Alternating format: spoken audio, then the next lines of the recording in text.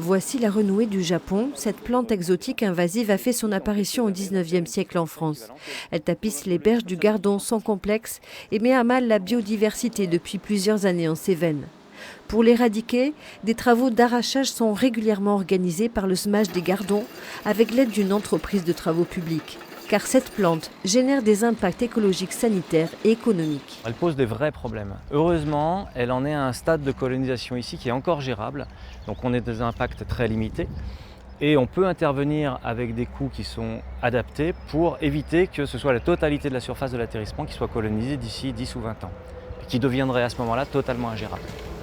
Seule une pelleteuse est efficace pour déraciner les arbustes car ils sont dotés d'importants rhizomes que l'on peut retrouver à plus d'1,50 m de profondeur. Encore 2 bonnes journées de travail, en fonction de ce qu'on trouve bien évidemment en profondeur.